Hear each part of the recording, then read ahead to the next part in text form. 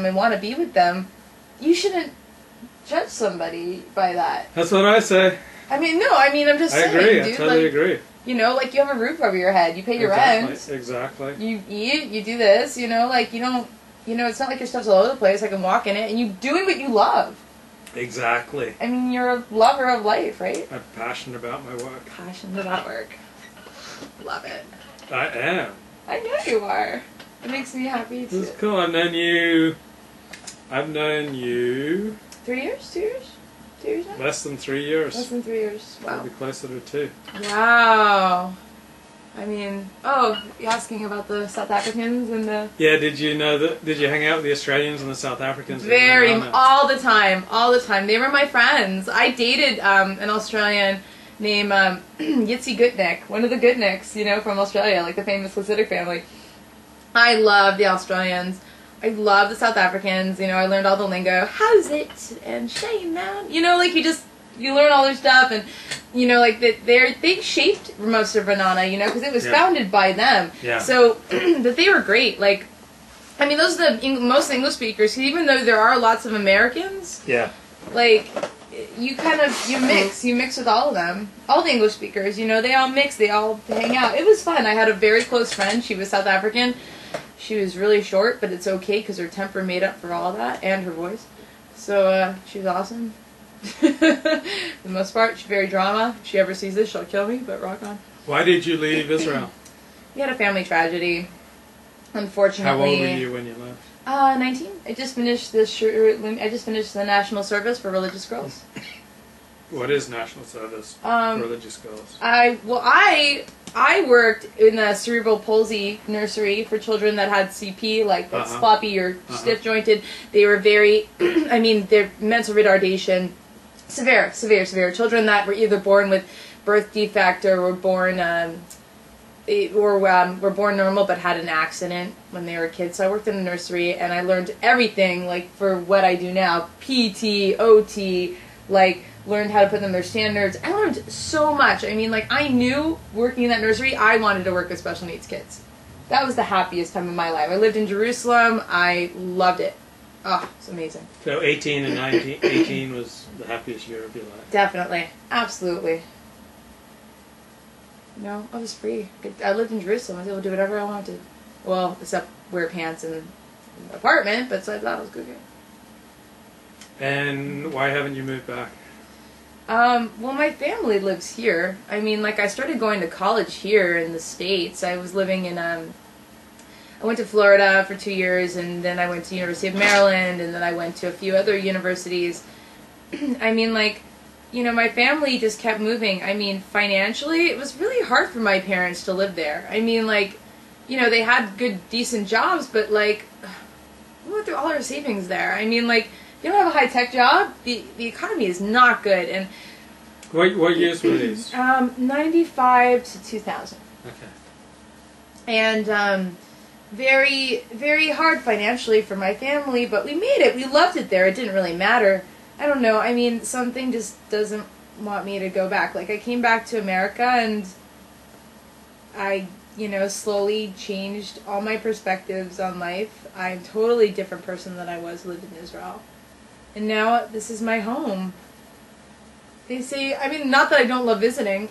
I visited there and it was great. You know, I saw a lot of my old friends. But it's hard because I'm a very changed person. And people have a hard time seeing it. One of my friends from Israel came to visit me here. I've known him since I was 14. Both our families have made Aliyah at the same time. Right. And he said to me, he said, like, I don't recognize you. Can you see me? Yeah, everything's fine. Okay.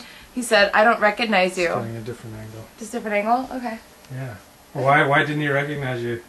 I was so different. You know, like, I didn't keep Shabbat anymore. I didn't really care about anything. I was a lot, like, angry a lot about my childhood, and he saw that I was angry. I had, like, I was nervous all the time because I was doing reports. I was just anxious. I had a lot on my mind. And he knew me as this happy person. Ah. And, you know, somebody who loved being religious, and all of a sudden, like, I was nothing.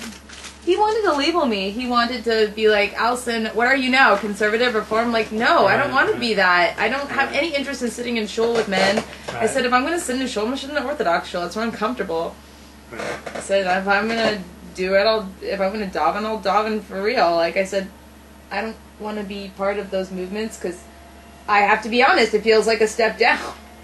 I've done everything. I mean, God, I've been everywhere. I've been to the point where I've covered my ankles. Like, how do you go down when you feel like you know everything above everyone? It's like, I don't know, my mind is like a walking contradiction. How do you like the flowers? Are they real? Oh, they're beautiful. Thank you. Who got them for you? The girl. So nice. A girl you're dating? No, we're not dating. Should be dating. Aww. Maybe. Maybe? Really? Who knows? Oh, But yeah, she brought them yesterday. they're beautiful. I think I need to water them. Well, do they have watering directions?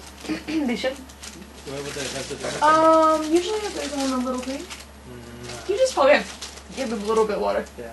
They're not like orchids, like, you know, like, but I would give them some water because I'm wilting up there a Yeah, little they're bit. watering up there. But I think they look nice there in the background. They do, they look very pretty. Makes me look cared for. Makes you look beautiful. Thank you, Ali. Flattering. So how would you compare dating in Israel to dating in Southern California? So different. I mean, when you're dating, I mean, we're talking in the religious Jewish world because I don't know dating. I don't know secular dating in the Israel. I don't understand it because I never was secular in Israel. When you're dating in Israel, usually it's to get married. I mean, like, I don't know, I dated quite a few people over there, and it was always with the you know, intention in mind that, okay, we're together. It wasn't like first date, second date. It was like you're on one date, you're together. That's it. You know, it was kind of like, Yeah. you know, because why else are you dating other than to look for a future with each other? In America, dating is hard. I mean, like, people have different expectations here. It's like, okay, date number 1, date number 2, date number 3. Like, you know, like, and people are like, okay, like, very hush-hush, like, when do you call each other girlfriend and boyfriend? When are you committed? When do you sleep with somebody? You know, we didn't think about that stuff, because we thought, oh, we're not going to have sex till we get married, you know? Like, we didn't think about stuff like that. Yeah. Or, you know, like, it's so, people don't talk, people are really, like, talking about marriage, like, when you start going out with somebody is, like, that's a death sentence for your relationship. Here in America. Yeah. In Israel, it's like it's perfectly normal to be like, so what do you want? Yeah. Because people are getting married at like 21 and 22. Yeah. You know, people are going to the army. They want to get married as soon as possible. They make sure that, you know, like, God forbid something happens to them, you know? Would you like to have been married when you were 18, 19? God, 20? no. I was such a baby.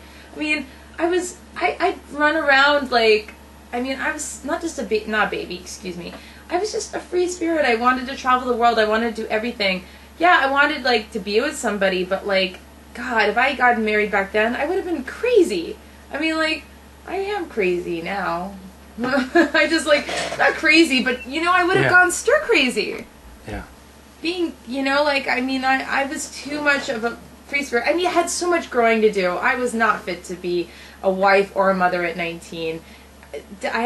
God, from what I know now, from what I know then, God, I was such a child. So, yeah. What traits would all the guys you've fallen in love with have in common? They're all emotionally unavailable. I love men that are just rough and tough. I like guys that are very, I like manly men. I like men that can protect me. I like guys that just, but at the same time, I like a man that's very affectionate, but I need, like, I love that bad boy exterior, and I have that with a lot of guys I go out with. They have that little bad boy thing going on, and they totally emotionally withhold from me. And I like what I can't have. I like, probably one of the big things they share is that they're all fit. They're all pretty. They all look nice. I don't know if that makes me shallow, but, you know, I like a man that's attractive because I take care of myself, and I like a man that takes care of himself. So, you know, it's just like, but probably the major thing is that they all just are emotionally, like, have a hard time committing, and that's why I have a hard time being in a long-term relationship, because I want guys that usually don't want it. I mean, does that make sense? I think Yeah, that makes sense. yeah, Yeah, yeah. absolutely. Yeah. So, yeah, sorry while I adjust myself. So what made you